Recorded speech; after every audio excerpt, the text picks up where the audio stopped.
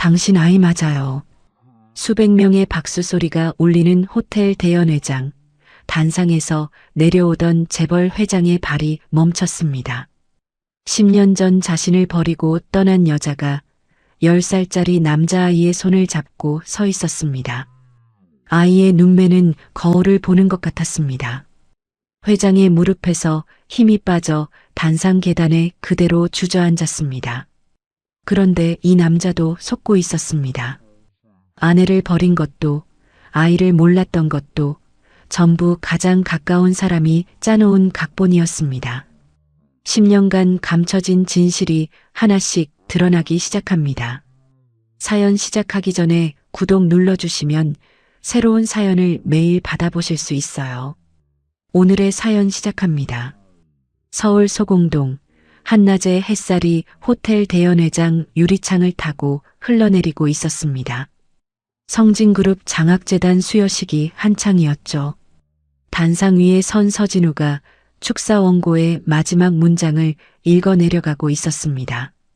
앞으로도 성진그룹은 미래 인재 양성에 최선을 다하겠습니다. 감사합니다. 객석에서 박수가 터져 나왔습니다.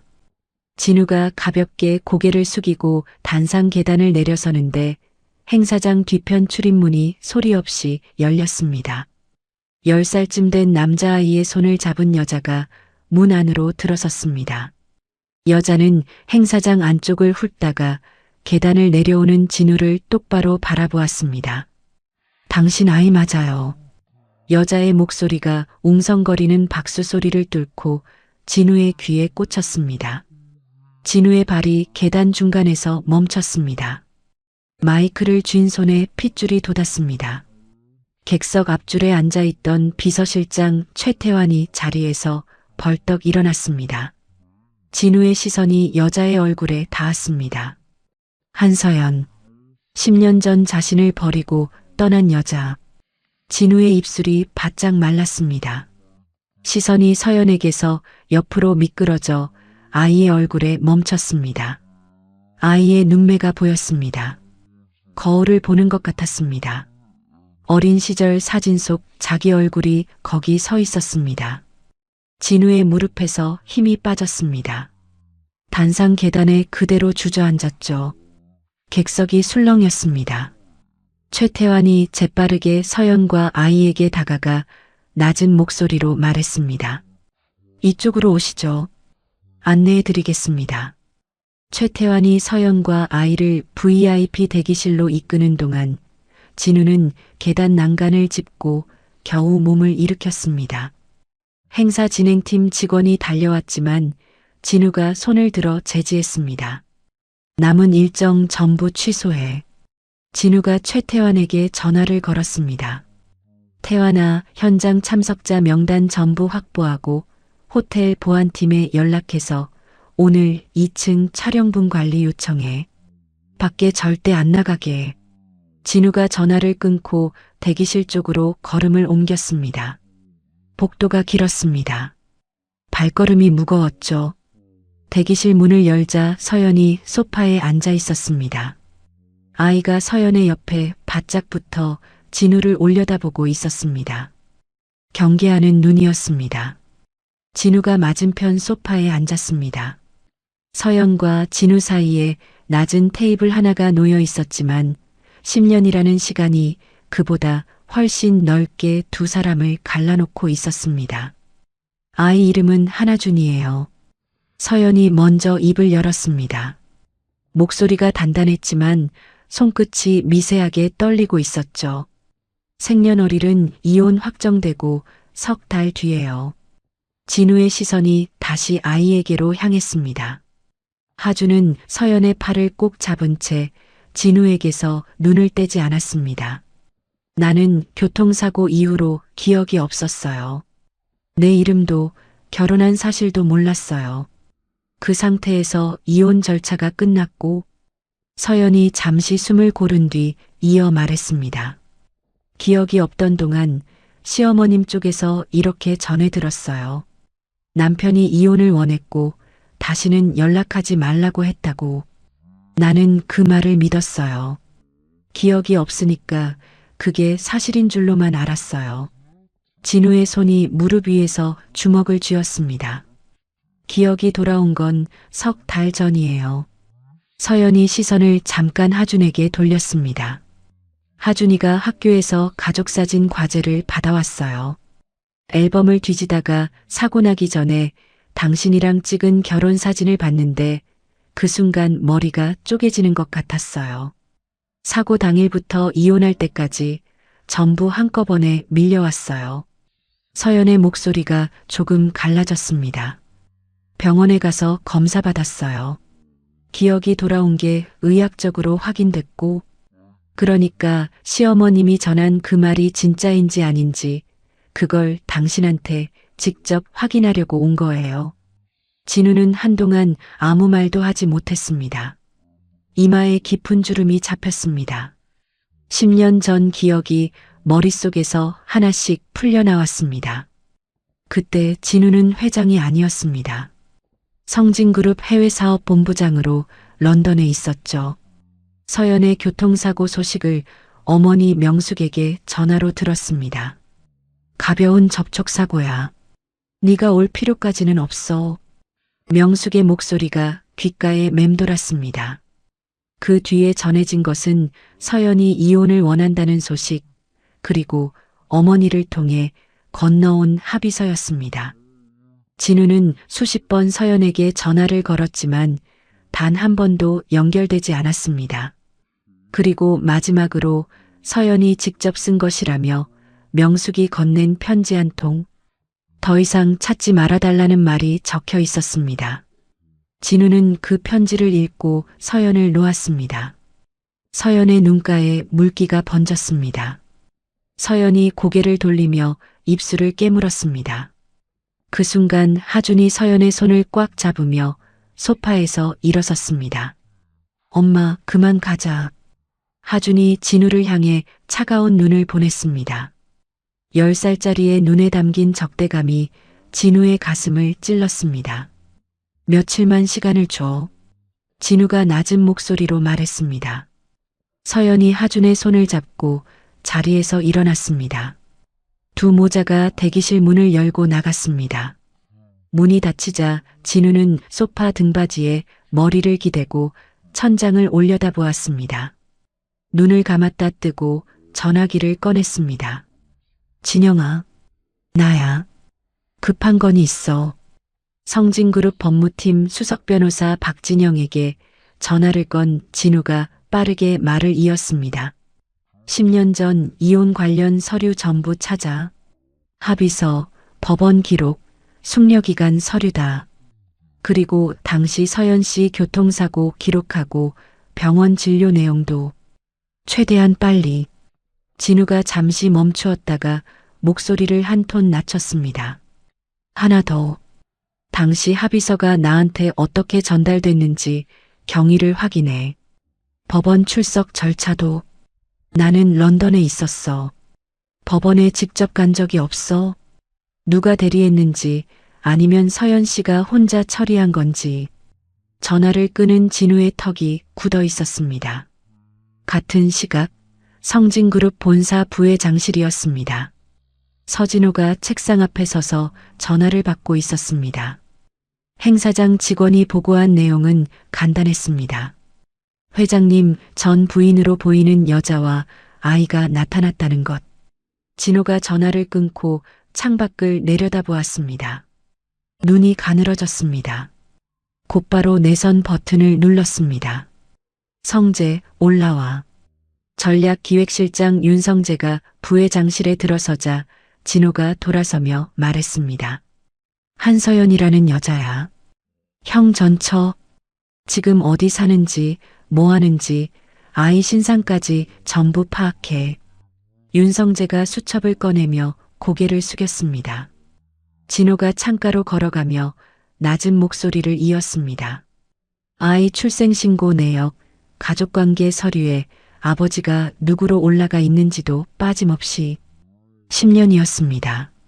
형에게 적자가 없는 10년. 진호는 그 시간 동안 사내 주요 임원들에게 자신이 실질적 후계자라는 인식을 한 겹 한 겹 쌓아 올려왔습니다. 그런데 하준이라는 이름 석자가 그 탑의 기초를 흔들 수 있었습니다. 밤이 깊었습니다. 한남동 자택 서재에서 진우가 책상 서랍을 열었습니다.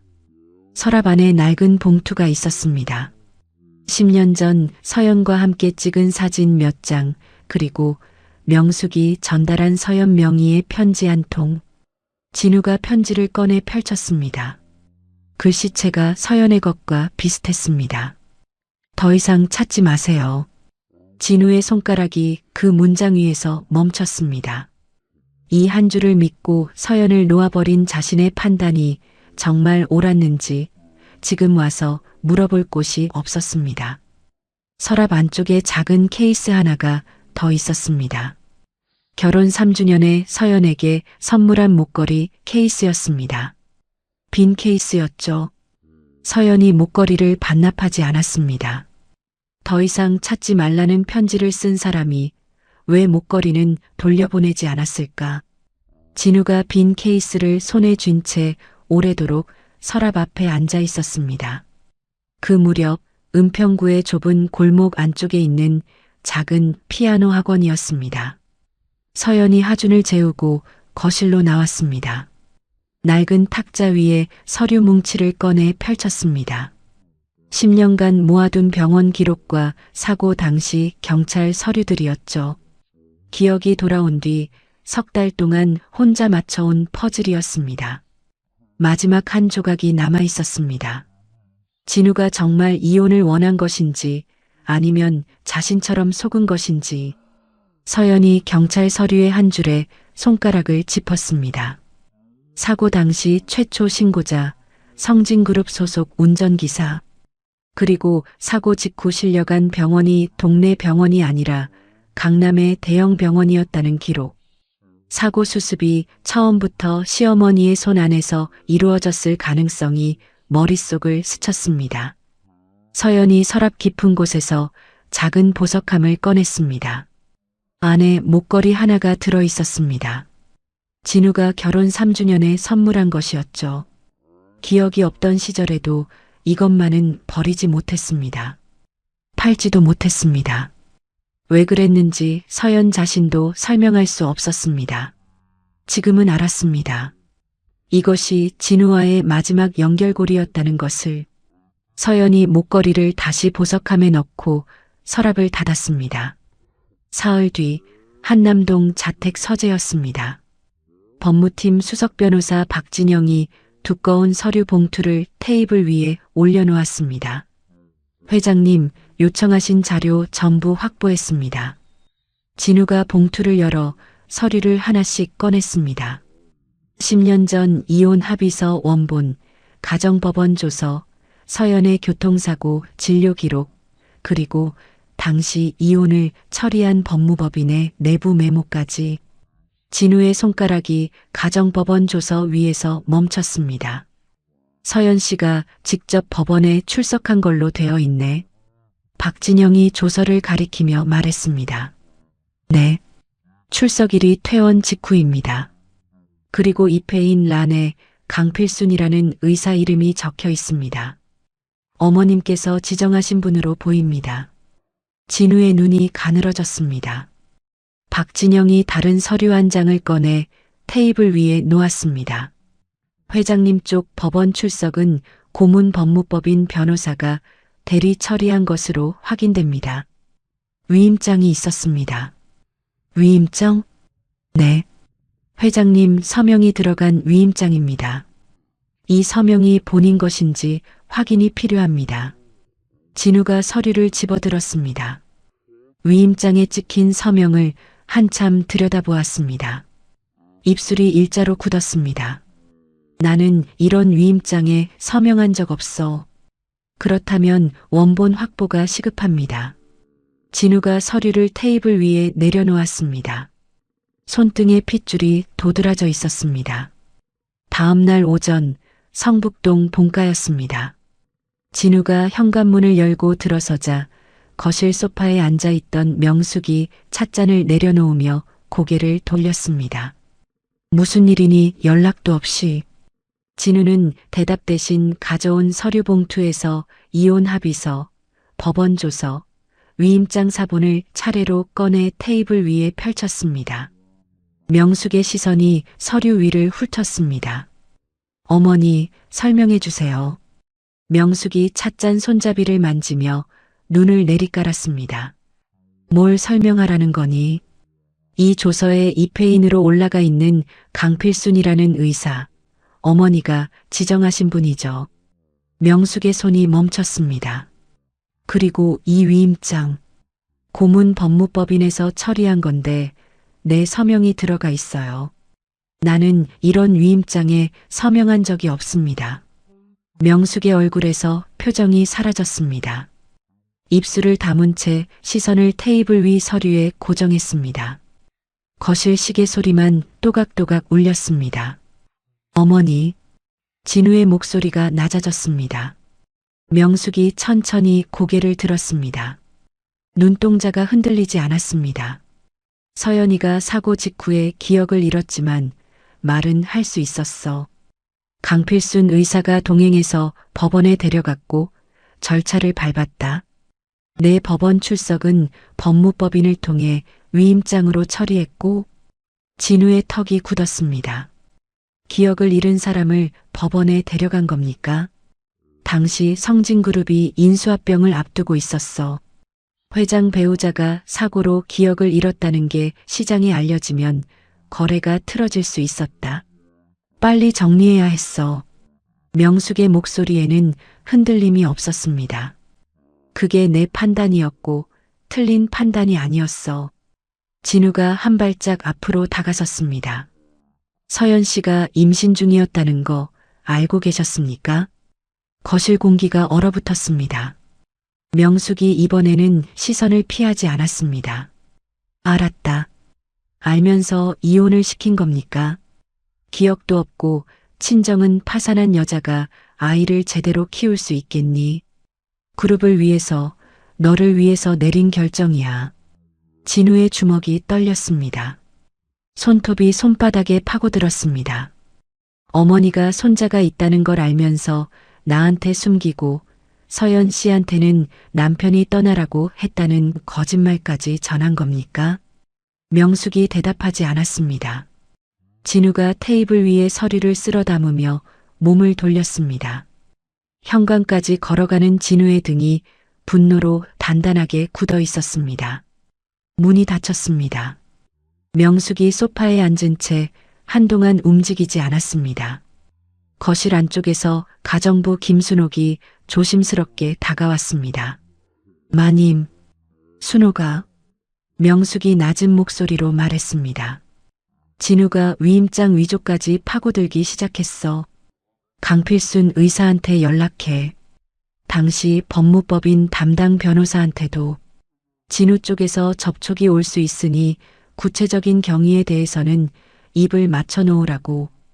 김순옥이 고개를 숙이며 물러났습니다. 명숙이 찻잔을 들어 올렸지만 입에 대지 않고 그대로 내려놓았습니다. 손이 떨리고 있었습니다. 같은 날 저녁 성진그룹 본사 부회장실이었습니다. 윤성재가 얇은 보고서 파일을 진호의 책상 위에 올려놓았습니다. 서연 씨 현재 주소는 은평구입니다. 작은 피아노 학원을 운영하고 있고 아이는 근처 초등학교에 다닙니다. 진호가 보고서를 넘기며 눈을 가늘게 떴습니다. 10년간 한부모 가정 지원금을 받아왔고 아이 가족관계 서류에 아버지 칸은 비어 있습니다. 비어 있다고? 네. 이혼 뒤 300일 안에 태어난 아이라 법적으로는 형님의 아들로 추정되지만 서연 씨가 기억이 없는 상태에서 자기가 결혼했던 사실 자체를 몰랐던 것 같습니다. 미혼모로 신고한 거죠. 진호가 보고서를 덮고 의자 등받이에 몸을 기댔습니다. 천장을 올려다보다가 입꼬리를 비틀었습니다. 법적으로 형 호적에 안 올라간 상태라는 거지. 그렇습니다. 진호가 자리에서 일어나 창가로 걸어갔습니다. 서울 야경이 유리창에 반사되고 있었습니다. 서연이라는 여자가 양육비 소송이나 이혼 취소 소송을 걸면 금액이 얼마나 나올 수 있는지, 그리고 그룹 이미지에 어떤 타격이 오는지 미리 계산해놔. 윤성재가 수첩에 적으며 고개를 숙였습니다. 진호가 돌아서지 않은 채 말을 이었습니다. 이 상황 잘 쓰면 카드가 돼. 며칠 뒤 진우가 서연에게 전화를 걸었습니다. 어머니가 인정했어. 당신한테 전달된 말도 나한테 온 편지도 전부 어머니가 만든 거였어. 전화기 너머에서 서연의 숨소리가 들렸습니다. 한참 동안 말이 없었습니다. 그 말만으로 10년이 설명되지는 않아요. 서연의 목소리는 차분했지만 그 안에 날이 서 있었습니다. 만나서 이야기하고 싶어. 아이 없이 둘이서. 알겠어요. 장소는 내가 정할게요. 다음 날 오후 종로의 한 조용한 찻집이었습니다. 창가 자리에 진우와 서연이 마주 앉아 있었습니다. 찻잔 2개가 테이블 위에 놓여 있었지만 둘 다 손을 대지 않았습니다. 당시 나는 런던에 있었어. 어머니한테 사고 소식을 들었는데 가벼운 사고라고 했어. 올 필요 없다고. 진우가 테이블 위에 찻잔을 내려다보며 말했습니다. 그 뒤에 당신이 이혼을 원한다고 연락이 왔어. 합의서가 어머니를 통해서 건너왔고 전화를 수십 번 했는데 한 번도 안 받았어. 서연이 시선을 창밖으로 돌렸습니다. 마지막에 당신이 쓴 거라면서 편지가 왔어. 더 이상 찾지 말아달라고. 나는 그 편지를 받고 멈췄어. 진우의 목소리가 낮게 가라앉았습니다. 서연이 천천히 고개를 돌려 진우를 바라보았습니다. 편지 한 장이랑 전화 안 받은 것만으로 왜 직접 한국에 와서 확인 안 한 거예요? 진우의 입이 열렸다가 닫혔습니다. 찻집 안에 잔잔한 음악 소리가 두 사람 사이를 채웠습니다. 진우가 고개를 떨구었습니다. 편지를 믿고 싶었던 게 아니야. 편지를 핑계로 더 이상 상처받기 싫어서 멈춘 거야. 비겁했어.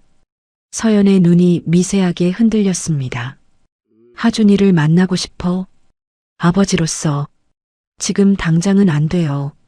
하준이한테 갑자기 아버지라고 하면 그게 그 아이한테 또 다른 충격이에요. 시간을 두고 천천히. 진우가 고개를 끄덕였습니다. 서연이 자리에서 일어나 찻집을 나섰습니다. 문을 열고 골목으로 나서는데 낯선 남자가 다가왔습니다. 정장 차림의 말쑥한 인상이었습니다. 명함을 내밀며 말했습니다. 성진그룹 전략기획실 윤성재입니다. 잠깐 말씀 나눌 수 있을까요? 그룹 차원에서 지원해 드릴 수 있는 부분이 있어서요. 서연이 명함을 내미는 손을 보다가 남자의 얼굴을 올려다보았습니다.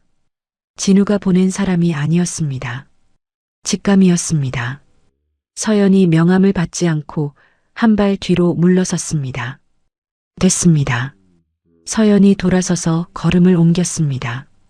윤성재가 명함을 든 채 서연의 뒷모습을 바라보았습니다. 학원으로 돌아온 서연이 메모장을 꺼냈습니다. 방금 접근한 남자의 인상착의와 나눈 말을 빠르게 적었습니다. 그리고 전화기를 들었습니다. 유라야, 나야. 대학 동기이자 가사 전문 변호사인 정유라의 목소리가 들렸습니다. 서연아, 무슨 일이야? 앞으로 법적으로 도움이 필요할 것 같아. 자세한 건 만나서 얘기할게. 서연의 상황을 들은 정유라가 잠시 생각한 뒤 말했습니다.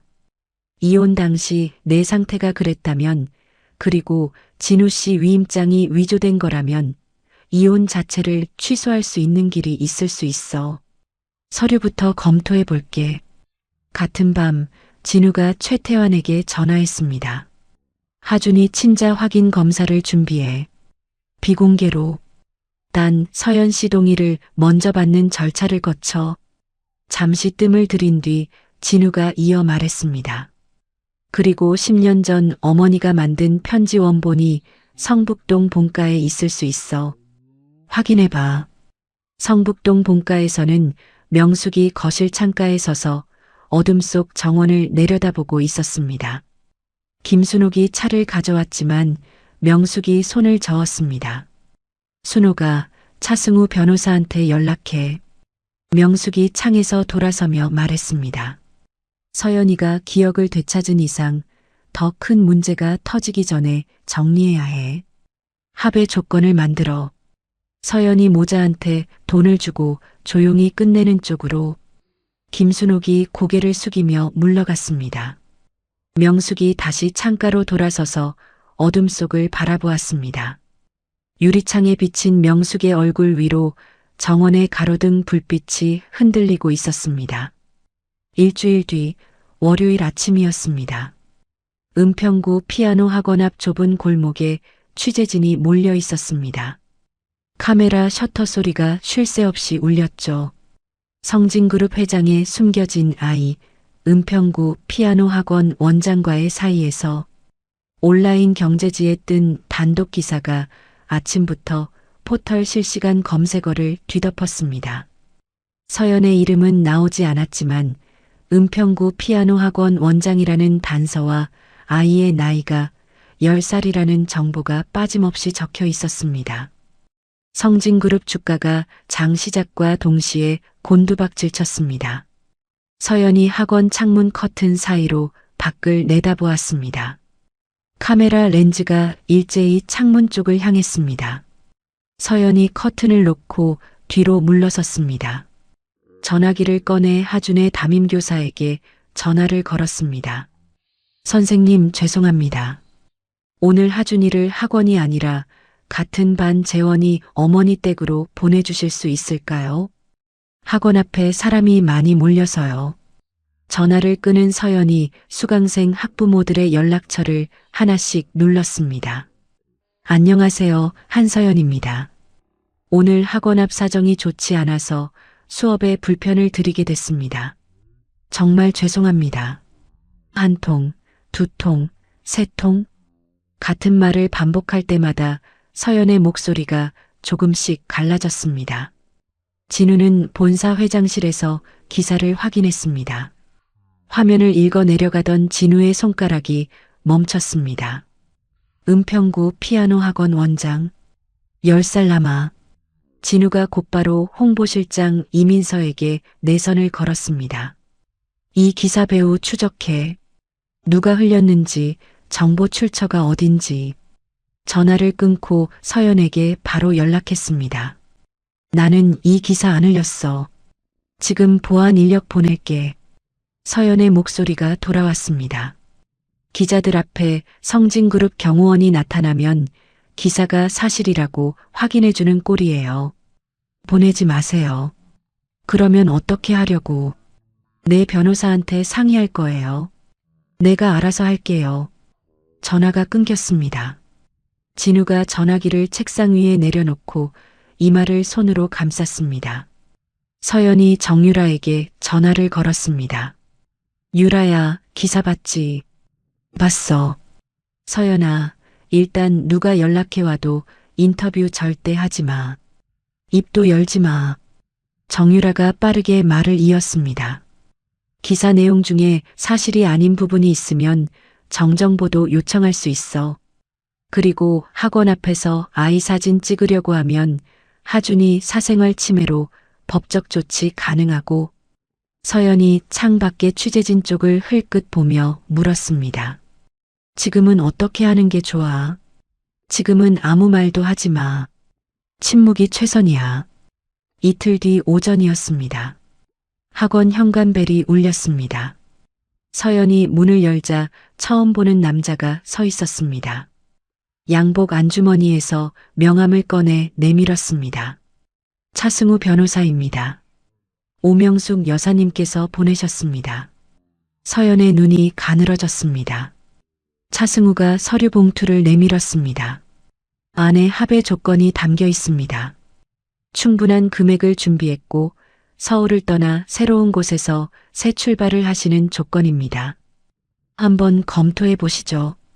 서연이 봉투를 받아 안에 든 서류를 꺼냈습니다. 금액이 적힌 페이지가 보였습니다. 서연의 손끝이 떨렸습니다. 숫자가 컸습니다.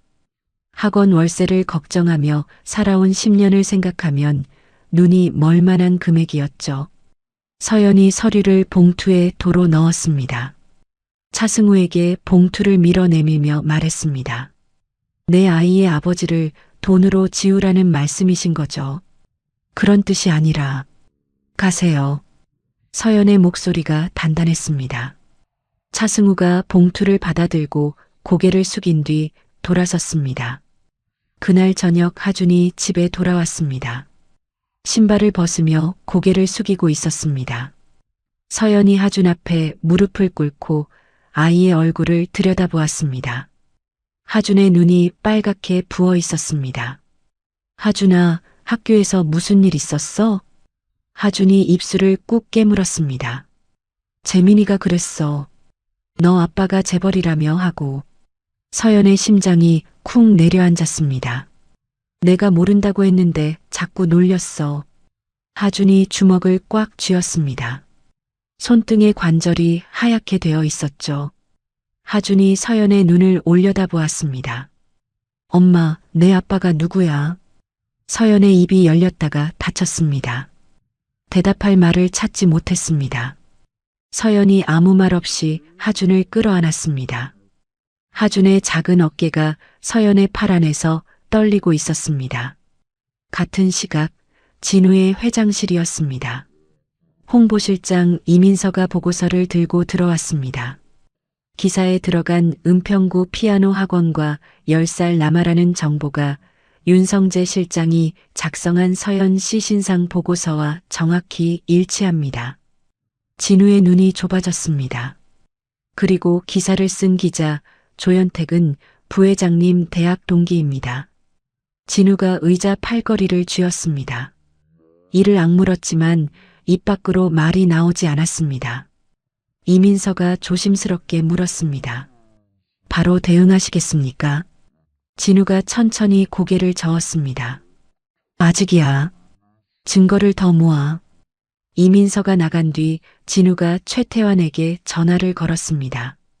윤성재 실장 최근 한 달간 사내 문서 접근 기록이랑 외부 통화 내역 보안팀 통해서 확보해.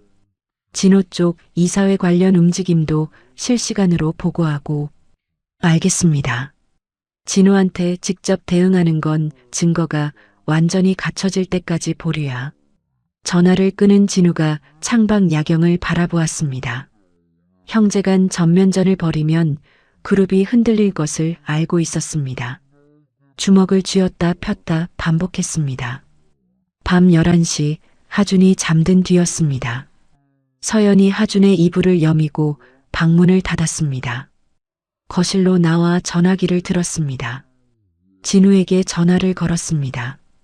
하준이가 오늘 학교에서 놀림을 당했어요. 진우가 숨을 들이켰습니다. 기사 때문에 아이들이 알게 된 거예요. 하준이가 나한테 물었어요. 아빠가 누구냐고.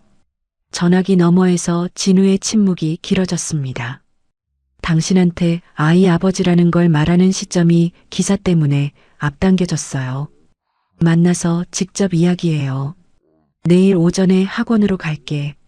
알겠어요. 서연이 전화를 끊고 정유라에게 연락했습니다. 유라야, 진우 씨랑 하준이 만남은 진행할 거야. 그거랑은 별개로 10년 전 이혼이 법적으로 유효한 건지 본격적으로 검토해줘. 정유라가 잠시 생각한 뒤 대답했습니다. 사고 직후 내 상태를 증명할 수 있는 신경과 기록이랑 당시 의식 상태가 어땠는지 평가한 서류가 핵심이야. 진우 씨 위임장 위조까지 함께 확인되면 이혼 자체를 취소할 근거가 훨씬 강해져. 다음 날 오전 진우가 은평구 학원에 도착했습니다. 학원 현관 앞에 남자 한 명이 서류 봉투를 들고 서 있었습니다. 차승우 변호사였습니다. 진우의 발이 멈췄습니다. 당신 누가 보낸 거요? 차승우가 서류 봉투를 가슴 앞에 안은 채 머뭇거렸습니다. 오명숙 여사님께서. 진우의 눈이 날카로워졌습니다. 어머니께 전해. 이 문제에 더 이상 끼어들면 위임장건을 포함해서 법적으로 가겠다고. 차승우가 고개를 숙이고 돌아섰습니다. 진우가 학원 문을 열고 안으로 들어갔습니다. 학원 안쪽 연습실이었습니다. 작은 피아노 한 대가 놓인 방에서 진우와 서연이 마주 앉았습니다. 하준이한테 어떻게 이야기하면 좋을까? 진우가 먼저 물었습니다. 학교에서 이미 놀림을 받고 있어서 심리적으로 불안한 상태예요. 아동심리 전문가 상담을 먼저 받고 전문가 가이드에 따라서 이야기하는 게 맞을 것 같아요. 알겠어. 당신 판단을 따를게. 대학 동기 중에 아동심리 전문의가 있어요. 이지연이라고. 그 사람한테 부탁해 볼게요. 진우가 고개를 끄덕이며 말했습니다. 상담 비용은 내가 부담할게. 서연이 진우의 눈을 바라보았습니다. 비용 얘기 전에 하준이 문제에 관해서 결정권은 나한테 있다는 거 먼저 인정해 주세요. 알겠어. 진우가 망설임 없이 답했습니다. 서연이 고개를 돌려 연습실 문 쪽을 보았습니다. 문이 반쯤 열려 있었습니다. 서연이 말을 이었습니다. 하준이한테 아빠가 누구인지 어떤 식으로 설명할지. 그 순간이었습니다. 반쯤 열린 문 사이로 작은 얼굴이 나타났습니다. 하준이 서 있었습니다. 학교가 일찍 끝나 학원에 먼저 온 것이었죠. 하준의 눈이 크게 떠져 있었습니다. 입술이 파르르 떨리고 있었습니다. 내 아빠가 저 아저씨야? 하준의 목소리가 갈라졌습니다. 서연이 자리에서 벌떡 일어났습니다. 진우의 몸이 굳었습니다. 하준이 문을 밀고 안으로 들어왔습니다. 진우를 올려다보았습니다. 아이의 눈에 물기가 가득 차 있었습니다. 왜 지금 온 거야? 아빠면 왜 진작 안 온 거야? 진우의 입이 열렸지만 소리가 나오지 않았습니다. 진우가 천천히 무릎을 꿇었습니다. 아이와 눈높이를 맞추었습니다. 아무 말도 하지 못했습니다. 서연이 하준의 등을 쓸어내리며 아이 옆에 앉았습니다. 서연도 입술을 깨물고 있었습니다. 눈물을 참느라 턱이 떨리고 있었죠. 작은 연습실 안에 피아노 건반 위로 오후 햇살이 비스듬히 내려앉고 있었습니다. 세 사람 사이에 아무 말도 없었습니다. 서연이 하준의 어깨를 감싸고 아이를 자기 무릎 앞에 앉혔습니다. 하준의 눈에서 눈물이 볼을 타고 흘러내리고 있었습니다. 서연이 아이의 젖은 볼을 손등으로 닦아주며 차분한 목소리로 말했습니다. 하준아, 그래. 이분이 하준이 아빠야. 하준의 입술이 떨렸습니다. 아빠도 하준이가 있는 줄 몰랐어. 이제야 알게 된 거야. 서연이 무릎 꿇은 진우에게 눈짓을 보냈습니다. 말하지 말라는 신호였죠. 진우가 입을 다물었습니다. 하준이 진우의 얼굴을 뚫어지게 쳐다보았습니다. 한참이었습니다. 진우의 눈매, 코, 턱선. 하준이 아무 말 없이 고개를 돌려 서연의 품에 얼굴을 묻었습니다. 서연이 아이의 머리를 쓸어내렸습니다. 진우가 천천히 일어섰습니다. 떠나기 전에 한마디만 하고 싶었습니다. 낮은 목소리로 말했습니다. 아저씨가 하준이한테 미안하다. 천천히 알아가자. 하준이 대답하지 않았습니다. 서연의 품에 얼굴을 묻은 채 미동도 하지 않았죠. 진우가 연습실 문을 닫고 나왔습니다. 학원 밖에 세워둔 차에 올라탔습니다. 시동을 걸지 않았습니다. 핸들을 두 손으로 잡은 채 고개를 떨구었습니다. 소리 없이 눈물이 흘러내렸습니다. 그날 오후 서연이 이지연에게 전화를 걸었습니다. 지연아, 하준이가 오늘 알게 됐어. 준비도 못한 채로. 이지연이 잠시 침묵한 뒤 대답했습니다. 사흘 뒤에 첫 상담 잡을게. 지금 제일 중요한 건 하준이가 느끼는 감정을 억누르지 않고 자연스럽게 꺼낼 수 있게 해주는 거야. 서연이 고개를 끄덕이며 들었습니다. 그리고 서연아, 하준이 앞에서 절대로 아빠 탓을 하거나 옛날 일을 꺼내지 마. 그게 아이한테는 제일 큰 상처가 돼. 알겠어. 같은 주 진우가 비서실장 최태환에게 지시했습니다. 서연 씨 학원 근처에 보안이 괜찮은 아파트 알아봐. 학원 앞에 아직 기자들이 간간히 나타나니까 임시로라도 안전한 곳이 필요해. 최태환이 이틀 만에 학원에서 도보 10분 거리의 아파트를 찾아 서연에게 전달했습니다. 서연이 진우에게 전화를 걸었습니다. 아파트 이야기 들었어요. 하준이 학교 통학이랑 학원 운영 생각하면 거리가 괜찮긴 해요. 받아줄 거야? 임대 계약은 내 이름으로 할게요. 그게 조건이에요. 알겠어. 서연의 변호사 정유라가 같은 무렵 서연에게 연락을 해왔습니다. 서연아, 10년 전 이혼 건 1차 검토가 끝났어. 서연이 수화기를 귀에 바짝 대었습니다. 내 당시 상태랑 진우 씨 위임장 위조를 근거로 하면 이혼 취소를 청구할 수 있어. 다만 법원이 10년이나 지난 상태를 고려하면 취소보다는 손해배상 쪽으로 갈 가능성도 있고. 정유라가 말을 이었습니다. 내 생각에는 지금 당장 이혼 취소에 매달리기보다 하준이 친자 확인이랑 양육비 쪽에 집중하는 게 나아. 이혼 취소는 진우 씨 쪽 태도를 보면서 판단하자.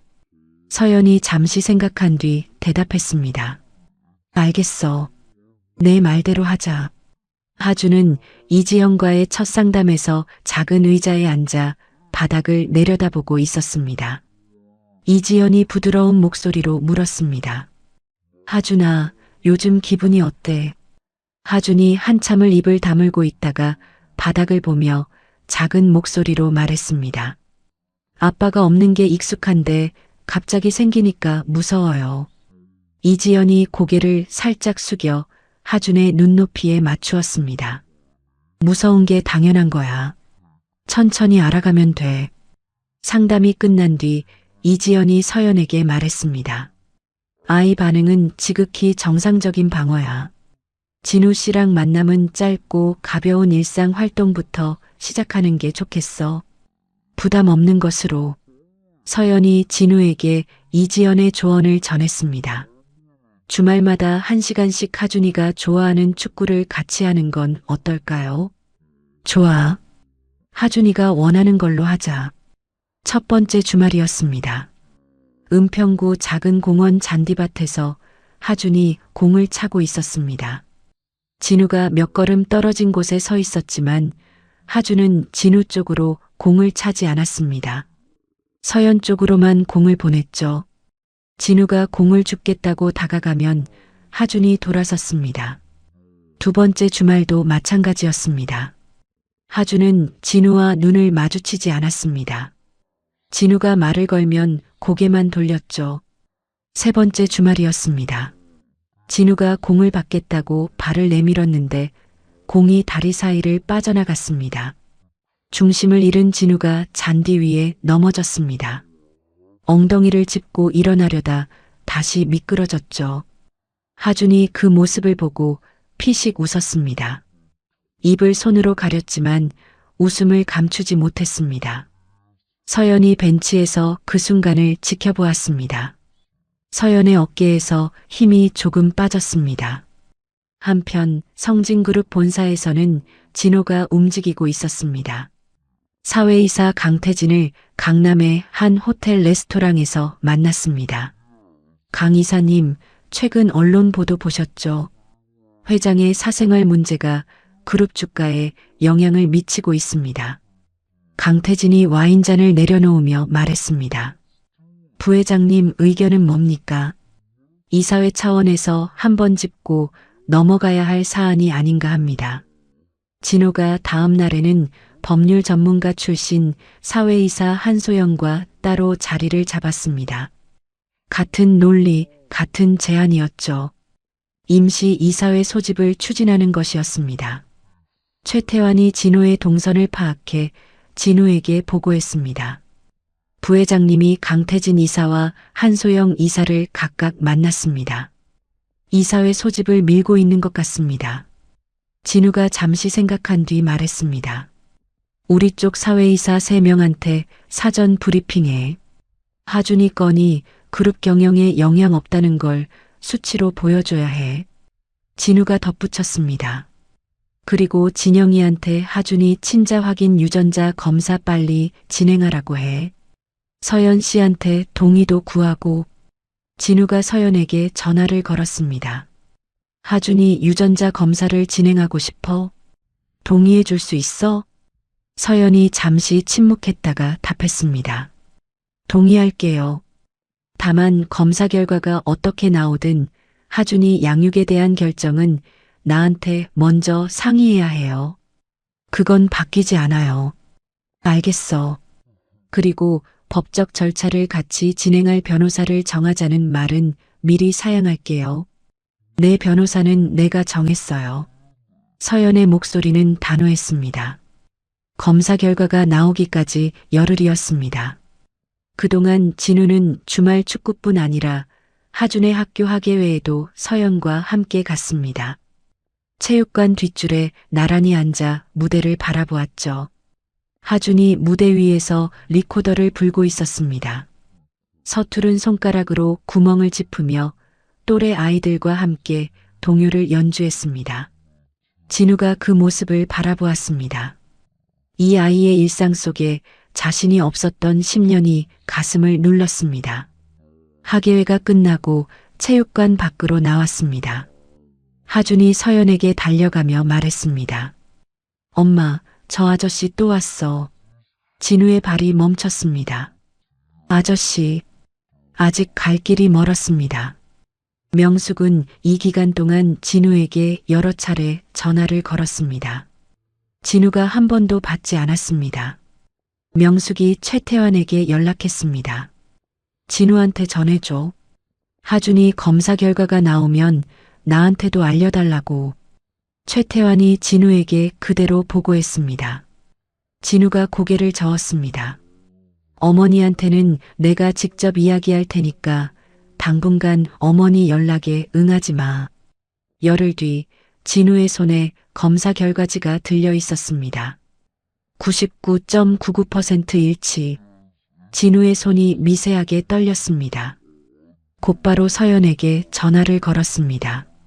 결과 나왔어. 일치야. 전화기 너머에서 서연의 숨소리가 들렸습니다.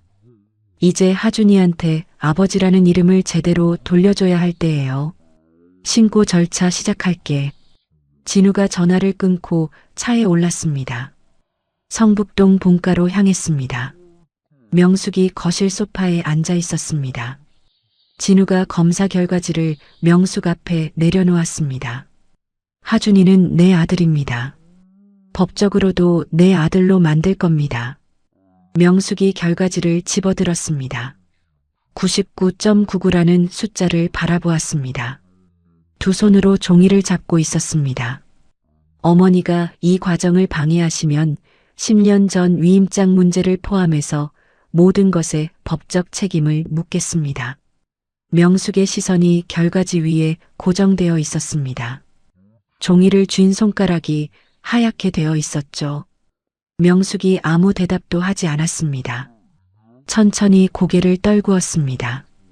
진우가 몸을 돌려 현관으로 향했습니다. 문이 닫히는 소리가 울렸습니다. 명숙이 결과지를 무릎 위에 올려놓은 채 오래도록 움직이지 않았습니다.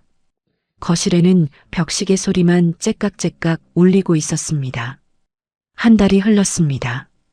진우는 매주 2번 하준을 만났습니다. 하준은 더 이상 진우를 아저씨라고 부르지 않았습니다. 그렇다고 아빠라고 부르지도 않았죠. 하준은 진우에게 말을 걸어야 할 때면 저기요라고 했습니다. 이름도 호칭도 없는 부름이었습니다. 서연이 이지연에게 전화로 물었습니다. 지연아, 하준이가 진우 씨를 저기요라고 불러. 아직 아빠라는 말을 못하는 것 같은데 괜찮은 거야? 괜찮아.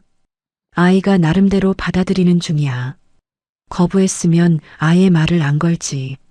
저기요라도 부른다는 건 문을 열어둔 거야. 서연이 전화를 끊고 작게 숨을 내쉬었습니다. 어느 토요일 오후였습니다. 서울 근교 목장 체험장이었죠.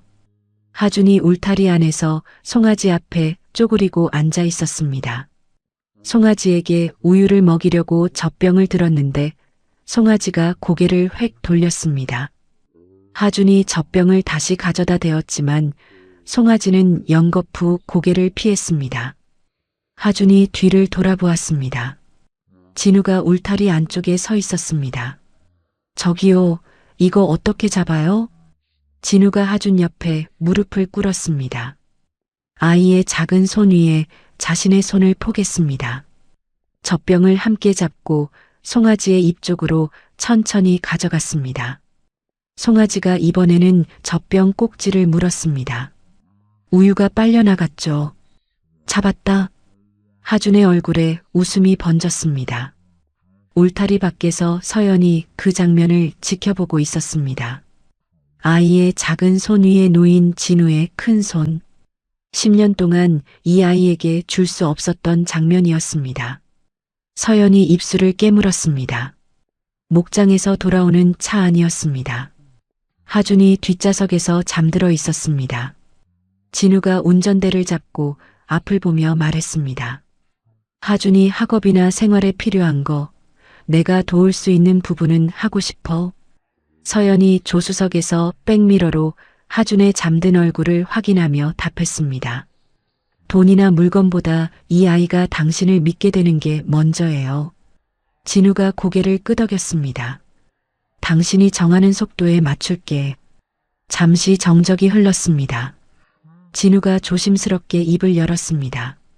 친자 신고가 끝나면 하준이 가족관계 서류에 내 이름이 올라가게 돼. 원하면 하준이 성을 바꾸는 것도 가능하긴 한데. 서연이 고개를 저었습니다. 그건 하준이가 직접 결정할 나이가 될 때까지 기다려요. 이지연 선생님도 지금 아이한테 성까지 바꾸라고 하면 혼란이 올 수 있다고 했어요. 알겠어. 진우가 더 이상 말을 잇지 않았습니다. 차 안에는 하준의 잔잔한 숨소리만 흘렀습니다. 며칠 뒤 서연이 정유라의 사무실을 찾았습니다. 정유라가 서류를 펼쳐놓으며 말했습니다. 친자 신고가 되면 양육비 산정 문제가 나와. 지난 10년간 양육비를 소급해서 청구할 수 있어. 진우 씨 재산 규모를 생각하면 금액이 상당할 거야. 서연이 서류를 내려다보다가 고개를 들었습니다. 유라야, 지난 10년 돈을 받는 것보다 앞으로 하준이를 어떻게 함께 키울지 합의하는 게 먼저야. 진우 씨 쪽 법무팀이랑 양육 합의서 초안부터 잡아줘.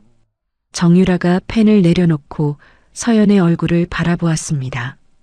이혼 취소는 어떻게 할 거야? 진행할 거야, 말 거야? 서연이 잠시 생각했습니다. 진우 씨가 시어머님 조작을 인정하고 하준이한테 성실하게 다가오고 있어. 지금 이혼 취소 소송을 걸면 겨우 쌓은 신뢰가 무너질 수 있어. 당분간 보류하자. 대신 시어머님이 또 무슨 짓을 하면 그때 바로 쓸 수 있게 자료는 계속 준비해놔. 정유라가 고개를 끄덕이며 서류를 정리했습니다. 성진그룹 이사회가 열렸습니다. 사회이사 강태진이 발언했습니다. 최근 언론 보도와 주가 하락에 대해 이사회 차원의 논의가 필요하다고 봅니다. 진호가 강태진의 옆자리에서 고개를 끄덕였습니다. 한소영 이사가 이어 말했습니다. 회장의 사생활 문제가 투자자 신뢰에 영향을 미치고 있습니다. 진우가 자리에서 일어섰습니다. 서류 2장을 테이블 위에 올려놓았습니다. 유전자 검사 결과지와 친자 신고 접수 증명이었죠. 사생아가 아닙니다. 법적 절차를 밟고 있는 내 아들입니다. 회의실이 조용해졌습니다. 진우가 추가로 노트북 화면을 이사들 쪽으로 돌렸습니다. 최근 한 달간의 경영 실적 자료였습니다. 매출, 영업이익, 수주 실적 모두 전년 동기 대비 상승입니다. 제 사생활이 그룹 경영에 영향을 미치지 않았다는 건 숫자가 증명합니다. 강태진이 실적 자료를 들여다보다가 손에 든 서류를 내려놓았습니다. 한소영도 더 이상 말을 잇지 않았죠. 안건은 부결되었습니다. 이사회가 끝난 뒤 진우가 진호를 빈 회의실로 불렀습니다. 문이 닫혔습니다. 진우가 파일 하나를 테이블 위에 놓았습니다. 윤성재 실장의 사내 문서 접근 기록이야. 서연 씨 신상 보고서를 열람한 날짜가 기사 나가기 사흘 전이고 기자 조현택은 내 대학 동기지. 진호의 턱이 굳었습니다. 형제로서 마지막 기회를 주는 거다. 서연 씨와 하준이한테 더 이상 접근하지 마. 윤성재는 해외 법인으로 보내. 진호가 파일을 내려다보았습니다. 반박할 말이 없었습니다. 알겠다. 진호가 의자에서 일어나 회의실 문을 열고 나갔습니다. 복도를 걸어가는 진호의 손이 주먹을 쥐고 있었습니다. 명숙은 친자 신고 소식을 가정부 김순옥에게서 전해 들었습니다. 마님, 도련님이 하준이 아버지로 법원에 신고를 넣으셨답니다. 명숙의 손이 찻잔 위에서 멈췄습니다. 그 소식을 내가 남한테서 듣는 거니? 분노가 먼저 올라왔습니다. 진우가 직접 알리지 않았다는 것이 명숙의 자존심을 건드렸죠. 그런데 김순옥이 조심스럽게 말을 이었습니다. 마님, 핏줄이에요. 비서실 사람 말로는 도련님 어릴 때 그 눈이래요. 명숙의 입이 열렸다가 닫혔습니다. 거실 창가 의자로 걸어가 앉았습니다. 창밖을 바라보았습니다. 한참을 그 자세로 앉아 있었죠. 이틀이 지났습니다. 명숙이 진우에게 전화를 걸었습니다. 진우가 전화를 받았습니다. 하준이를 한번 보고 싶다. 명숙의 목소리가 낮았습니다. 평소에 단단한 어조가 아니었습니다. 서연 씨한테 먼저 물어볼게요. 진우가 서연에게 전화했습니다. 서연이 정유라와 통화한 뒤 답을 보내왔습니다. 만남은 허락할게요. 대신 장소랑 시간은 내가 정해요. 그리고 만남 중에 시어머님이 하준이한테 옛날 일에 대해서 한마디라도 하시면 안 돼요. 그거 약속해 주셔야 해요. 진우가 명숙에게 조건을 전했습니다. 명숙이 한참 침묵하다가 대답했습니다. 알겠다. 서연이 지정한 종로의 한 카페였습니다. 성북동 본가가 아니었습니다. 명숙이 카페 안으로 들어섰습니다. 테이블에 서연과 하준이 앉아 있었습니다. 명숙의 시선이 하준의 얼굴에 닿았습니다. 진우의 어린 시절과 닮은 눈매. 명숙의 눈시울이 붉어졌습니다. 떨리는 손으로 가져온 작은 상자를 테이블 위에 올려놓았습니다. 장난감 피아노였습니다. 하준이 서연의 눈치를 살폈습니다. 서연이 작게 고개를 끄덕였습니다. 하준이 조심스럽게 상자를 받아 열었습니다. 이름이 뭐니? 명숙이 떨리는 목소리로 물었습니다. 한하준이요. 명숙의 입꼬리가 미세하게 떨렸습니다. 고개를 숙여 찻잔을 들었지만 입에 대지 못했습니다. 카페를 나오는 길이었습니다. 서연이 명숙 옆에 섰습니다. 10년은 돌아오지 않아요. 하지만 하준이한테 남은 시간만이라도 정직한 어른들이 곁에 있으면 좋겠어요. 명숙이 고개를 숙인 채 대답하지 못했습니다. 서연이 하준의 손을 잡고 돌아섰습니다. 명숙은 카페 앞에 한참을 서 있었습니다. 김순옥이 다가와 명숙의 팔을 잡았습니다. 그제야 명숙이 발을 떼었습니다. 그날 밤 진우가 서연에게 전화했습니다. 하준이 반응은 어땠어? 집에 와서 장난감 피아노 건반을 하나씩 눌러보더라고요. 그러다가 혼잣말을 했어요. 뭐라고? 할머니 손이 떨렸어 하고. 진우가 전화기를 쥔 채 한동안 말이 없었습니다. 하준이가 나름대로 상황을 지켜보고 있는 거예요. 다음 만남은 좀 더 시간을 두고 잡아요. 알겠어. 그날 밤 하준이 이불 속에서 서연에게 말했습니다. 엄마, 오늘 만난 할머니가 준 피아노 있잖아. 진짜 소리가 나. 엄마 학원 피아노보다 훨씬 작은데 예뻐. 하준이 웃었습니다. 서연이 아이의 이불을 여미며 미소를 지었습니다. 하준의 방문을 닫고 거실로 나온 서연의 표정이 조금씩 굳어졌습니다. 하준의 세계에 한 명씩 가족이 들어오고 있었습니다. 안도가 있었습니다. 그러나 명숙이라는 사람이 이 아이에게 어떤 영향을 줄지 경계를 완전히 내려놓을 수는 없었습니다. 서연이 거실 불을 끄고 창밖 가로등 불빛을 바라보며 오래도록 서 있었습니다. 월요일 아침이었습니다. 서연이 하준의 방문을 열었을 때 베개에 핏자국이 묻어 있었습니다. 하준이 코를 손등으로 훔치며 일어나 앉았습니다. 코피였죠. 하준아, 코피가 났네. 어디 부딪힌 거야? 아니, 자다가 났나 봐. 서연이 휴지를 가져다 하준의 코를 막아주며 아이의 얼굴을 살폈습니다.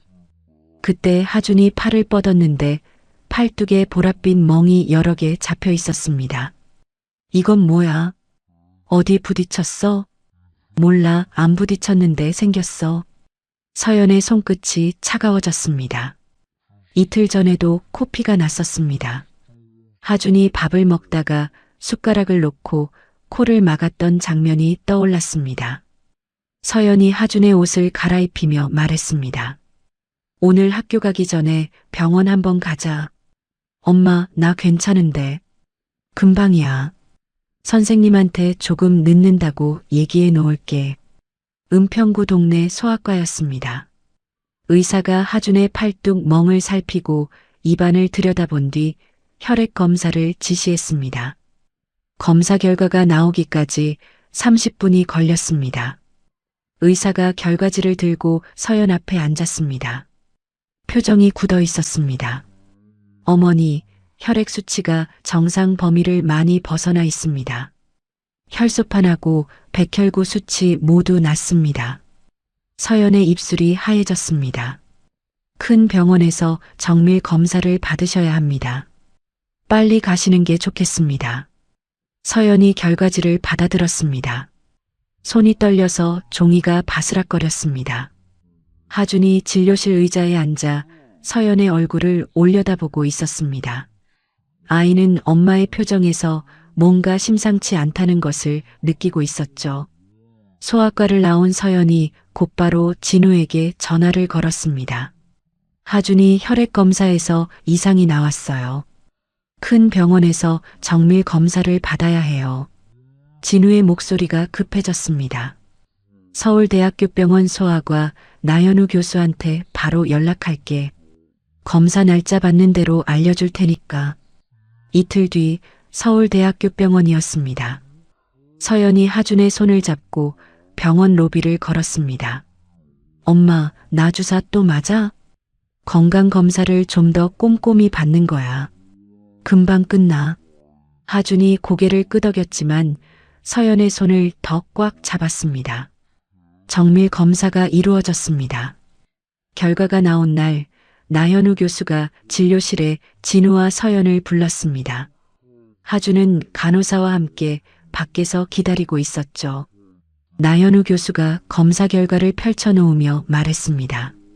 하준이가 중증 재생불량성 빈혈입니다.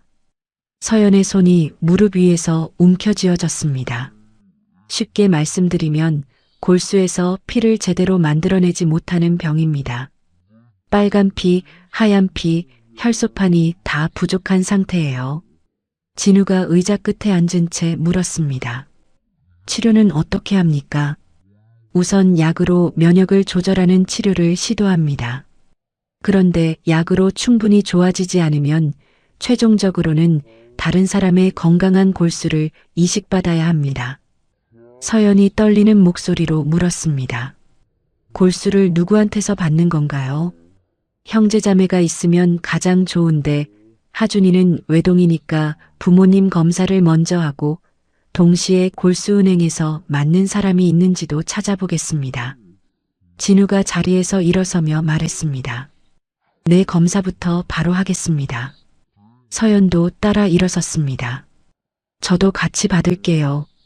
검사 결과가 나왔습니다. 나현우 교수가 설명했습니다. 부모님은 보통 아이와 절반만 맞습니다. 서연 씨도 절반 일치이고 진우 씨도 절반 일치인데 진우 씨 쪽이 이식에 좀 더 유리한 조합입니다. 진우가 고개를 끄덕였습니다. 골수은행 검색이랑 동시에 진행하시고 제가 필요하면 언제든 준비하겠습니다. 하준이 입원했습니다. 처음에는 병실에서 휴대용 게임기를 하며 버텼습니다. 서연이 가져다 준 만화책도 읽었죠. 그런데 수혈이 반복되면서 하준의 얼굴에서 점점 핏기가 빠졌습니다. 엄마, 나 좀 피곤해. 하준이 베개에 머리를 묻으며 말했습니다. 서연이 이불을 끌어올려 아이의 어깨를 덮어주었습니다. 진우가 병실을 찾아올 때마다 하준은 지친 눈으로 진우를 바라보았습니다. 어느 날 오후 하준이 수액줄에 연결된 팔을 바라보다가 작은 목소리로 물었습니다. 아빠도 주사 맞아? 병실 안의 공기가 멈춘 것 같았습니다.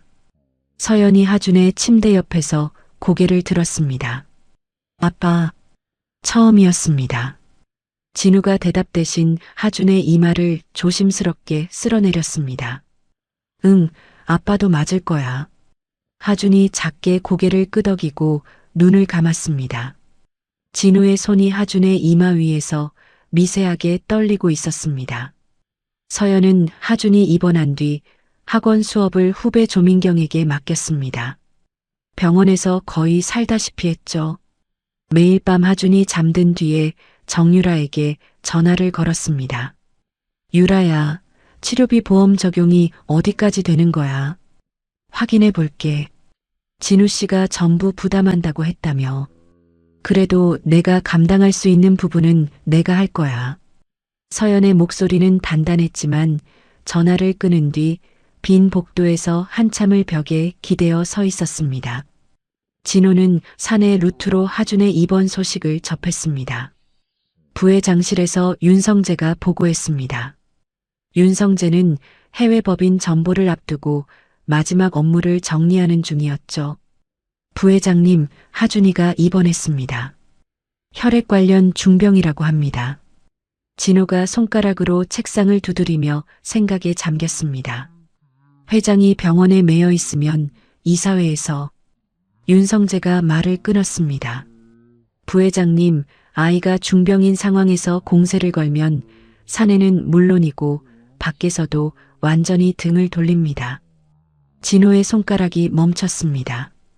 윤성재의 얼굴을 바라보다가 고개를 돌려 창밖을 내다보았습니다. 그날 저녁 진호가 집에 돌아왔습니다.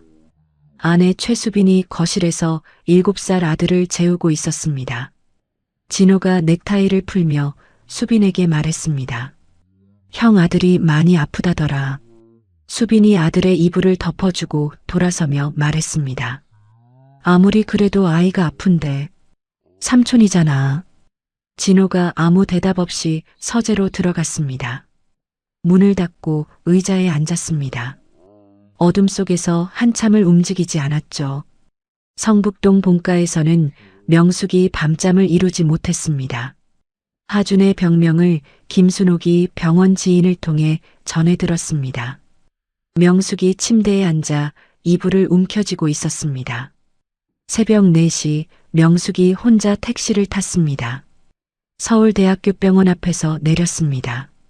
로비에서 서성이다 간호사에게 면회를 요청했습니다. 보호자로 등록이 안 되어 계시는데요. 죄송합니다. 명숙이 복도 의자에 앉았습니다. 손에 염주를 쥐고 구슬을 하나씩 굴렸습니다. 날이 밝기를 기다렸습니다. 다음 날 아침 진우가 병원에 도착했습니다. 엘리베이터에서 내려 복도를 걷는데 의자에 앉아 있는 사람이 보였습니다. 명숙이었습니다. 코트깃을 세운 채 고개를 숙이고 졸고 있었죠.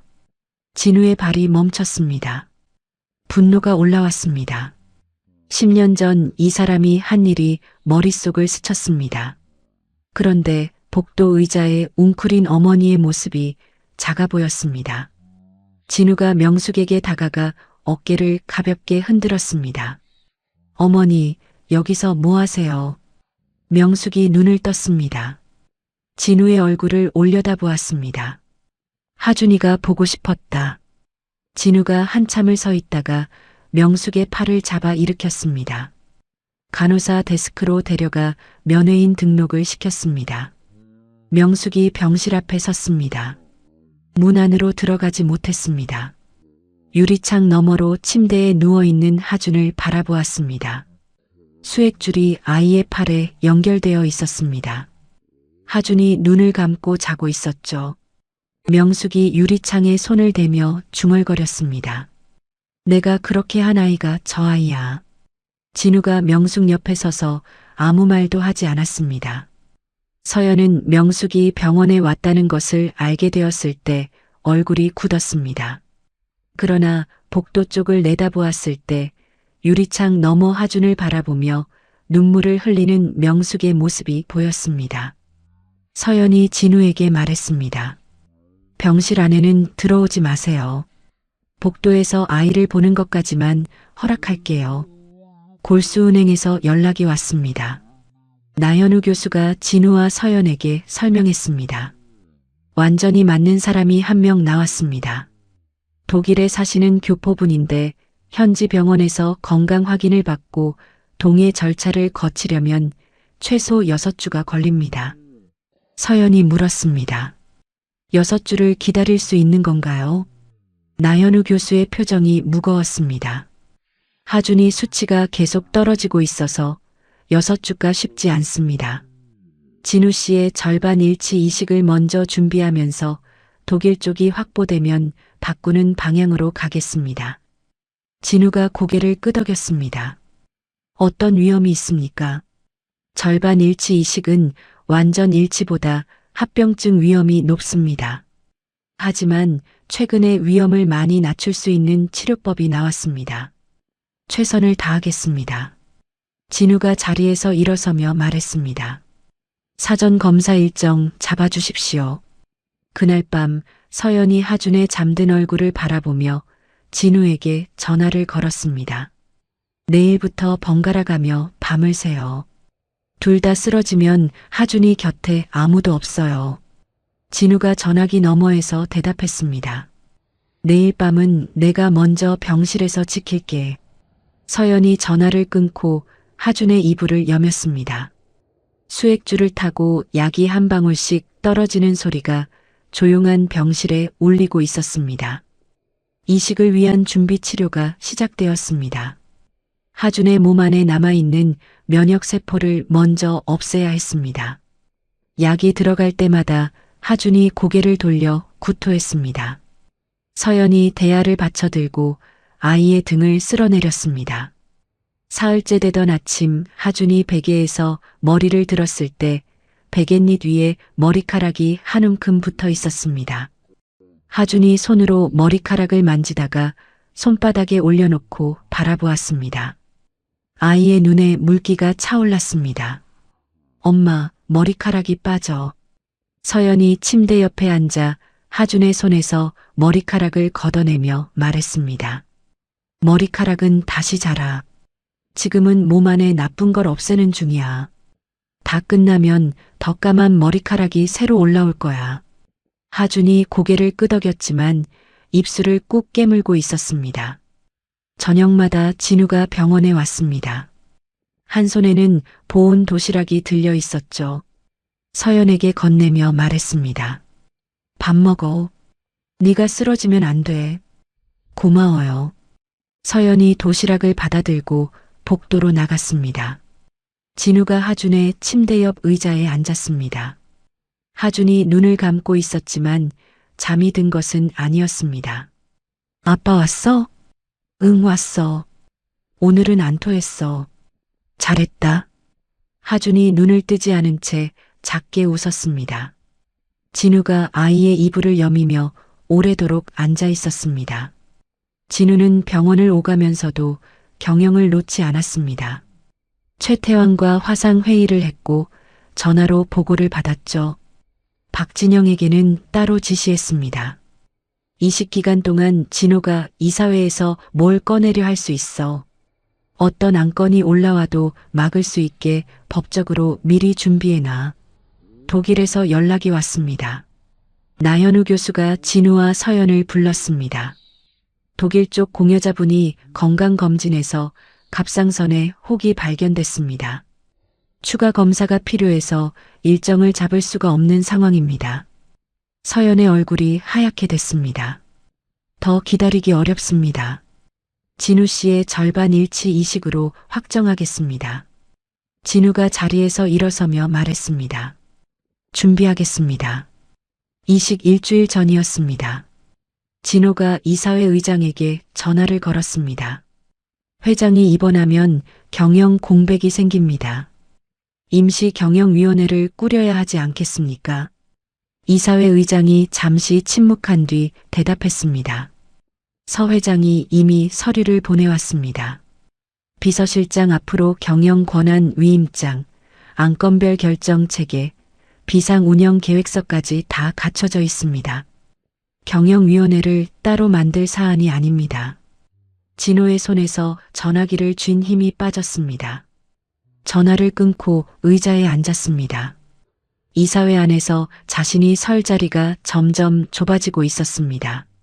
같은 주 퇴근한 진호가 집 현관을 열었습니다. 수빈이 아들을 재우고 거실로 나오고 있었습니다. 하준이 삼촌이잖아. 병문안 한 번은 가봐야 하지 않아? 수빈이 소파에 앉으며 말했습니다. 진호가 대답하지 않고 서재로 들어갔습니다. 다음 날 점심시간이었습니다. 진호가 서울대학교 병원 로비에 서 있었습니다. 엘리베이터 앞에서 발이 멈췄습니다. 버튼을 누르지 못했죠. 한참을 서 있다가 돌아서서 매점으로 갔습니다. 아이용 젤리 한 봉지를 집어들었습니다. 계산을 마치고 간호사 데스크로 갔습니다. 508호 하나 준 환자한테 전해주십시오. 간호사가 물었습니다. 성함을 남겨주시겠습니까? 됐습니다. 진호가 돌아섰습니다. 병원 정문을 나서며 코트 주머니에 손을 찔러 넣었습니다. 이식 전날 밤이었습니다. 서연이 하준의 병실 창가에 앉아 있었습니다. 하준이 잠든 뒤였죠. 정유라에게 전화를 걸었습니다. 유라야. 응. 서연의 목소리가 떨렸습니다. 내가 하준이를 잃으면 나는 어떻게 되는 거야? 전화기 너머에서 정유라가 잠시 말을 잇지 못했습니다. 그런 일은 없을 거야. 서연아, 너 혼자가 아니잖아. 서연이 전화기를 귀에 댄 채 눈을 감았습니다. 10년을 혼자였습니다.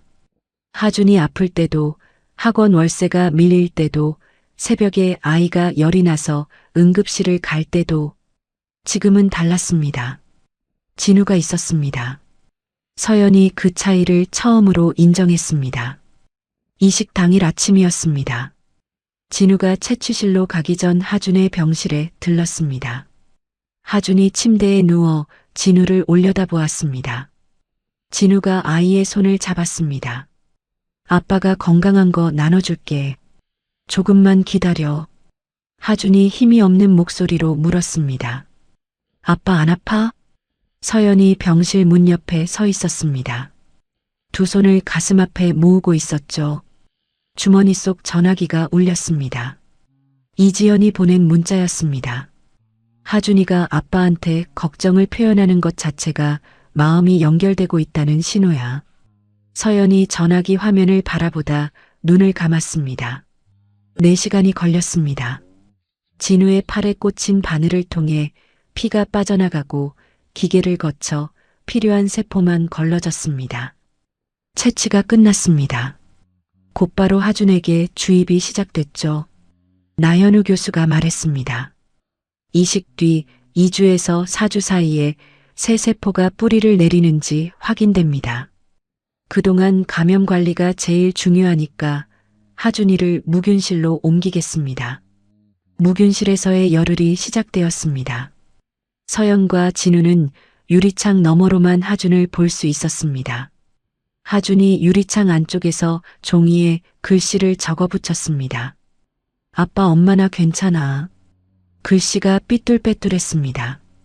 진우가 복도 벽에 등을 기대고 고개를 떨구었습니다. 서연이 진우의 팔을 가만히 잡았습니다. 옆에 서 있던 간호사가 소리 없이 자리를 비켜주었습니다. 무균실 생활 7일째 밤이었습니다. 간호사가 급히 나현우 교수를 호출했습니다. 하준의 체온이 38.5도까지 올라갔습니다. 서연과 진우가 무균실 밖 대기 공간에서 나란히 앉아 있었습니다. 밤새 잠을 이루지 못했죠. 진우가 먼저 입을 열었습니다. 이 아이가 나를 아빠라고 부른 지 겨우 며칠밖에 안 됐는데 목이 메어 말을 잇지 못했습니다. 서연이 벽을 바라보며 말했습니다. 10년을 혼자 키운 내가 괜찮다고 하면 괜찮은 거예요. 하준이는 이겨낼 거예요. 이틀이 지났습니다. 나현우 교수가 대기 공간으로 나왔습니다. 열이 떨어졌습니다. 감염 수치도 안정되고 있습니다. 고비를 넘겼습니다. 서연의 다리에서 힘이 빠졌습니다. 의자에 주저앉으며 두 손으로 얼굴을 감쌌습니다. 진우가 나현우 교수에게 깊이 고개를 숙였습니다. 이식 후 18째 날이었습니다. 나현우 교수가 검사 결과지를 들고 병동으로 왔습니다. 백혈구 수치가 올라오기 시작했습니다. 새로운 세포가 뿌리를 내리고 있습니다. 서연이 복도에서 주저앉았습니다. 소리를 내어 울었습니다. 진우가 나현우 교수의 손을 두 손으로 잡았습니다. 하준이 무균실에서 일반 병실로 옮겨진 날이었습니다. 명숙이 보온 용기를 들고 병원에 왔습니다. 미역국이었습니다. 직접 끓인 것이었죠. 서연이 병실 문 앞에서 명숙을 보았습니다. 잠시 망설였습니다. 명숙의 두 손이 보온 용기를 꽉 잡고 있었습니다. 서연이 문을 열어주었습니다. 하준아, 할머니가 하준이 빨리 낫길 바라면서 직접 만들어서 가져오셨어. 하준이 침대에서 상체를 일으켰습니다. 서연이 미역국을 그릇에 담아 하준 앞에 놓았습니다. 하준이 숟가락을 들어 한 입 떠먹었습니다. 고마워요, 할머니. 명숙이 고개를 돌렸습니다. 창문 쪽을 바라보며 손등으로 눈가를 눌렀습니다. 명숙이 병실을 나와 복도에서 서연 앞에 섰습니다. 허리를 깊이 숙였습니다. 내가 너와 이 아이한테 돌이킬 수 없는 잘못을 했다. 용서를 바랄 자격도 없지만 남은 시간 동안 속죄하며 살겠다. 서연이 한동안 말이 없었습니다. 복도 끝 창문으로 오후 햇살이 비스듬히 들어오고 있었습니다. 하준이가 건강하게 자라는 걸 함께 지켜봐 주시는 것. 그게 제가 바라는 전부입니다. 명숙이 서연의 손을 잡으려다 멈추었습니다. 내밀었던 손을 거두어 자신의 가슴에 올려놓았습니다. 그날 저녁 명숙이 진우에게 전화를 걸었습니다. 진우야, 병실에서 나온 뒤에 하고 싶은 말이 있었다. 네, 너한테도 미안하다. 내 아이를 빼앗고 내 아내를 쫓아낸 건 내가 한 일 중 가장 큰 죄야. 진우가 전화기를 귀에 댄 채 한참을 말하지 않았습니다. 어머니, 지금은 하준이 일에만 집중하겠습니다. 어머니와의 일은 하준이가 퇴원한 뒤에 이야기하겠습니다. 전화가 끊겼습니다. 용서도 거절도 아니었습니다. 진우에게서 문자가 왔습니다. 조카가 건강하길 바란다. 진우가 화면을 한참 바라보다가 두 글자를 눌렀습니다. 고맙다. 퇴원이 가까워지고 있었습니다. 서연의 변호사 정유라와 진우의 법무팀 박진영이 공동 양육 합의서 초안을 최종 정리해 양쪽에 전달했습니다. 양육권은 서연에게, 진우는 매주 2번 하준을 만나고 격주 주말에 하루를 함께 보내며 양육비와 의료비, 교육비를 분담하고 하준에 관한 중요한 결정은 두 사람이 미리 상의한다는 내용이었습니다. 서연과 진우가 합의서를 검토하고 서명할 준비를 마쳤습니다. 석 달간의 통원 치료가 끝난 날이었습니다. 나현우 교수가 진료실에서 검사 결과를 펼쳐놓으며 말했습니다. 세세포가 안정적으로 자리 잡았고 혈액 수치도 정상 범위에 들어왔습니다. 경과가 아주 좋습니다. 서연이 두 손을 무릎 위에 올려놓고 눈을 감았습니다. 진우가 옆에서 나현우 교수에게 고개를 숙였습니다. 감사합니다. 병원 정문을 나서며 하준이 양쪽에서 서연과 진우의 손을 잡고 걸었습니다. 정문 밖으로 나오자 오후 햇살이 쏟아졌습니다. 하준이 눈을 찡그리며 하늘을 올려다보았습니다. 나 이제 축구해도 돼? 나현우 교수가 뒤에서 웃으며 말했습니다. 뛰는 건 6개월 뒤에 다시 검사하고 나서야. 그동안은 천천히 걷고 천천히 먹고 천천히 나아지는 거야. 서연이 하준의 머리를 쓸어내리며 말했습니다. 축구는 조금만 참자. 그동안 피아노 치면 되잖아. 하준이 입을 삐죽거렸습니다. 그래도 고개를 끄덕였죠. 같은 주 진우의 법무팀 박진영과 서연의 변호사 정유라가 최종 양육 합의서를 들고 한자리에 모였습니다. 진우와 서연이 나란히 앉아 합의서에 서명했습니다. 양육권은 서연에게, 진우는 매주 2번 하준을 만나고 격주 주말에 하루를 함께 보냅니다. 양육비는 진우가 매달 서연의 계좌로 보내고 병원비와 학비는 둘이 함께 부담하며 하준의 학교나 건강에 관한 중요한 결정은 반드시 두 사람이 먼저 상의하기로 했습니다. 서명을 마친 뒤 진우가 서류 한 장을 더 꺼내 서연 앞에 놓았습니다. 하준의 가족관계 등록부였습니다. 아버지란에 서진우라는 이름이 올라가 있었죠. 서연이 서류를 집어들었습니다. 한참을 바라보았습니다. 이제야 하준이가 온전한 가족 서류를 갖게 됐네요. 진우가 서연의 눈을 바라보며 말했습니다. 10년 늦었지만 끝까지 지킬게. 며칠 뒤 성북동 본가였습니다. 명숙이 진우를 불러 거실에 마주 앉았습니다. 테이블 위에 찻잔 2개가 놓여 있었지만 둘 다 손을 대지 않았습니다. 네가 나를 용서 못한다는 거 안다. 다만 내가 한 일의 결과를 하준이 앞에서만큼은 되풀이하지 않겠다. 진우가 찻잔을 내려다보며 한참을 말하지 않았습니다. 어머니, 용서에는 시간이 필요합니다. 다만 하준이 할머니로서 어머니가 해주셔야 할 일이 있으니 그것부터 하십시오. 명숙이 고개를 끄덕였습니다. 화해는 아니었습니다. 하준이라는 아이를 사이에 놓고 최소한의 약속을 나눈 것이었죠. 명숙은 성북동 본가에 서연과 하준을 초대했습니다. 직접 갈비찜을 만들고 잡채를 무쳤습니다. 식탁에 4사람이 둘러앉았습니다. 명숙, 진우, 서연, 하준. 오랫동안 비어있던 자리가 채워졌습니다. 하준이 갈비찜을 한 점 집어 입에 넣고 눈을 크게 떴습니다.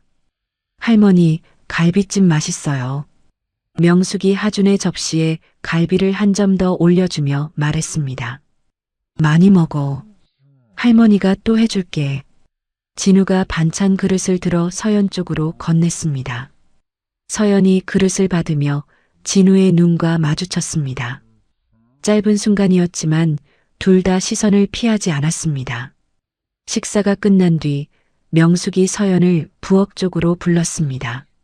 두 사람이 나란히 섰습니다.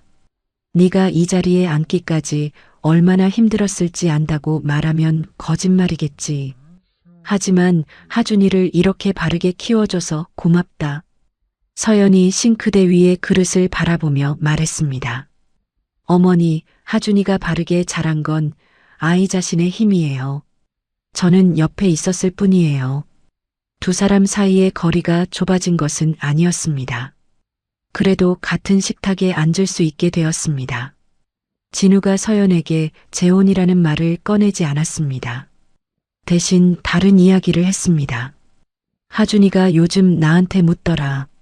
아빠는 왜 우리 집에 안 사느냐고. 서연이 컵을 내려놓으며 말했습니다. 하준이가 원하는 거랑 내가 준비된 거랑은 다른 문제예요. 서연의 입가가 미세하게 올라갔습니다. 시선을 돌렸지만 표정을 감추지 못했죠. 진호가 이사회에서 진우와 마주 앉았습니다. 형, 싱가포르 해외법인 총괄에 집중하겠다. 진우가 진호의 얼굴을 바라보았습니다. 네가 형이자 동생으로서 회사를 함께 키우길 바란다. 진호가 테이블 위의 서류를 만지작거리다 입을 열었습니다. 조카 아프다는 얘기 듣고 병원 로비까지 갔다가 올라가지도 못하고 돌아왔다. 그때 내가 그동안 뭘 한 건가 싶었다. 두 사람이 자리에서 일어나 악수를 했습니다. 어색했지만 손을 놓지 않았습니다. 진호가 다음 달 싱가포르로 떠난다고 전했습니다. 서연은 은평구 학원을 정리하지 않았습니다. 진우가 마련한 다른 곳으로 이사하지도 않았죠. 학원을 지키며 하준의 통학과 자신의 일상을 유지하는 쪽을 택했습니다. 진우는 서연의 결정에 아무 말도 하지 않았습니다. 대신 매일 저녁 은평구로 왔습니다. 하준과 함께 저녁을 먹고 아이의 숙제를 봐주고 설거지를 하고 돌아갔습니다. 학원 앞에 진우의 차가 매일 저녁 같은 시간에 서 있는 풍경이 동네 사람들에게 익숙해졌습니다. 어느 저녁이었습니다. 하준이 식탁에서 숙제를 하고 있었습니다. 연필로 문제를 풀다가 막힌 부분이 있었죠. 아빠, 이거 어떻게 풀어? 아무렇지도 않게 나온 한마디였습니다. 부엌에서 설거지를 하던 서연의 손이 멈췄습니다. 수도꼭지를 틀어놓은 채 움직이지 못했습니다.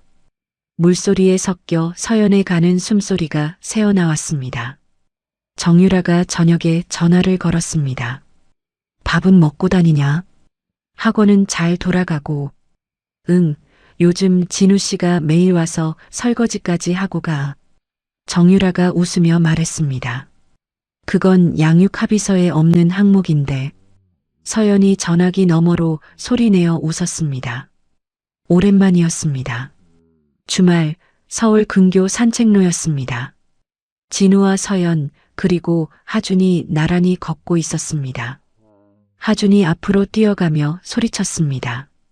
아빠, 빨리 와. 서연이 뒤에서 외쳤습니다. 하준아, 뛰지 마. 선생님이 뭐라고 했어. 하준이 멈추며 뒤를 돌아보았습니다. 진우가 서연을 보며 웃었습니다. 서연도 작게 웃으며 걸음을 맞추었죠. 두 사람의 손이 스쳤습니다. 진우가 조심스럽게 서연의 손을 잡았습니다. 서연이 뿌리치지 않았습니다. 서연의 학원 연습실에서 하준이 피아노를 배우기 시작했습니다. 서연이 하준의 손가락 위치를 잡아주고 있었습니다. 엄마, 나 이거 잘 치면 아빠한테 들려줘도 돼? 그럼. 아빠 분명 좋아하실 거야. 하준은 그날부터 매일 30분씩 연습실에서 같은 곡을 반복했습니다. 서투른 손가락이 건반을 하나씩 눌렀습니다. 틀릴 때마다 처음부터 다시 쳤죠. 한 달 뒤 진우의 생일이었습니다. 은평구 집 거실에 작은 케이크가 놓여 있었습니다. 하준이 식탁 옆에 놓인 전자 피아노 앞에 앉았습니다. 서연이 고개를 끄덕였습니다. 하준이 건반 위에 손가락을 올렸습니다. 서툴렀지만 또박또박 한 음 한 음 눌렀습니다. 동요 한 곡이었습니다. 중간에 한 번 틀렸지만 멈추지 않고 끝까지 쳤죠. 연주가 끝났습니다. 진우가 박수를 치다가 손을 멈추었습니다. 고개를 숙였습니다. 아빠, 왜 울어? 못 쳤어? 하준이 고개를 갸웃하며 물었습니다. 진우가 고개를 저었습니다. 아니, 너무 잘 쳤어. 서연이 하준을 재우고 거실로 돌아왔습니다. 진우가 설거지를 마치고 식탁에 앉아 있었습니다. 하준이가 진짜 열심히 연습했어요. 아빠한테 들려주고 싶다고 매일 같은 곡만 쳤거든요.